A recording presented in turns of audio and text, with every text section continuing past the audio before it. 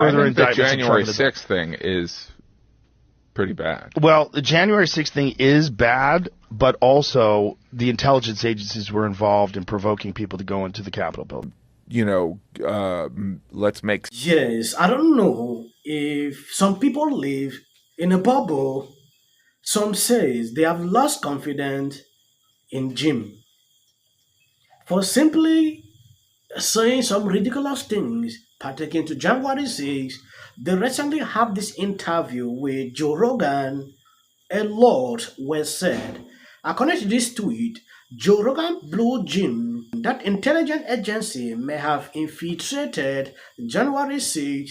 Rogan, what I do know, they do use agent provocateurs to disrupt peaceful protests. It is a common tactic, especially when someone is an enemy of the intelligence agency. With Trump, that is absolutely the case. I think the January 6th thing is pretty bad. Well, the January 6th thing is bad, but also the intelligence agencies were involved in provoking people to go into the Capitol building. That's a fact.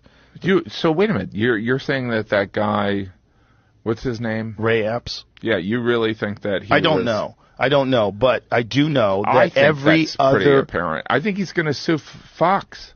I think every other person who was involved in January 6th, who was involved in coordinating a break-in into the Capitol and in instigating people breaking, they were all arrested. This guy wasn't. Not only that, they were defending him in the New York Times, the Washington Post, those different things, saying that Fox News is unjustly accused him of instigating. Well, he clearly instigated. He did it on camera.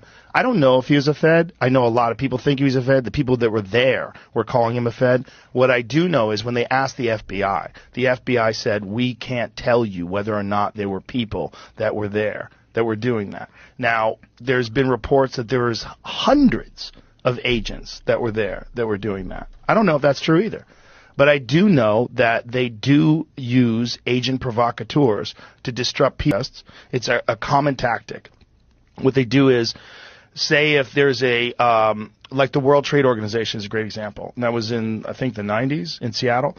And so what they did was they were pro-World Trade Organization. They were doing it peacefully. It was a big problem. So what they did is they sent in, allegedly, agent provocateurs. They started smashing buildings and lighting things on fire. Now it's not a peaceful. Now they can bring in the police. Now they can start arresting people. And then they created a no-pro zone where literally if you had a pin on your jacket that was the WTO with a red line through it, they would not let you cross.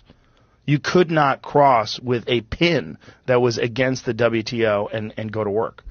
There was a so they silenced, which is a part of our freedom of speech. So this is a tactic that some government agencies use to stop but wait a minute. So what you're saying is on January 6th, that this event that obviously Trump organized, forget about the Giuliani stuff and the, whether they thought that it was He definitely encouraged people. Yes. But all right, so you're saying that like the FBI and Nancy Pelosi and I'm not saying Nancy Pelosi. No, but like you're saying that like they're like, we'll make this instead of an awkward, we'll encourage it so that it'll backfire on Trump rather than being this rising of people that believe that there was It's certainly possible. I think that would be hard. You think it's possible? I think it's possible. You don't think it's... Wait a minute. You think it's hard to do?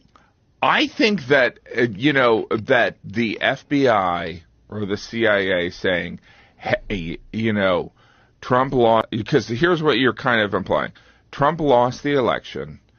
He is such an amazing communicator, and he's convinced this loyal base that there was election interference.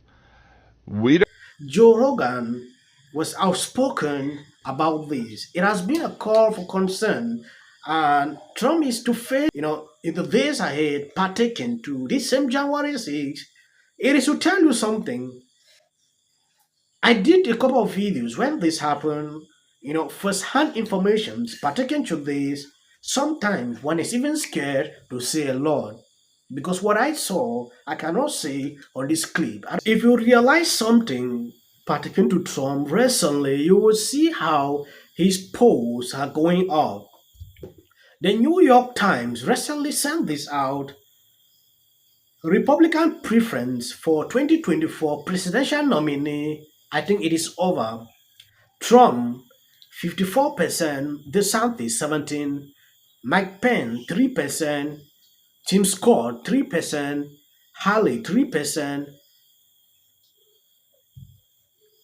Vivi 2%, and Christie. I don't want to go to proceed on reading that. Charlie Key had this to say on Twitter. The newly released New York Times poll should confirm what many of us have suspected for months now. The Gulf primary is over. I like Governor Ron DeSantis and have tremendous respect for him as a man and as a governor. I consider him a friend and I believe he is America's greatest governor. As such, I have refused to get in the mud and attack him. He is a great American and I want him to remain a dominant political player for years, decades to come, but his campaign has failed to gain traction. Now is the time for conservatives to unite and defeat the Democrat and their mission in 2024.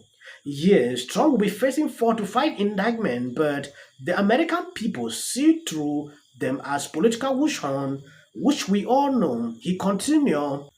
They recognize that the interagency and the federal has been weaponized to eliminate their number one threat. But our greatest challenge ahead of 2024 is the billions that will be spent. Is a billion that will be spent on negative art and lawsuit by a well-funded and motivated left. They will outperform polling in key districts because they are investing resources to get out low propensity voters who otherwise could not be bothered. Will the gov do the same? We simply cannot afford to waste 1.5 billion on a pointless mascara of a primary. We will not have enough left over to properly invest in ballot chasing in key state investment that must be made now. That is what he sent out on Twitter. So when you see this and what is happening to Trump, it is to clearly tells you how Democrats are scared. That is the truth. When I watch CNN today, I realize Trump might defeat Joe in 2024. They said it clearly, so it is concerning. Well, I think, look, Joe's relationship with his son, or who obviously struggles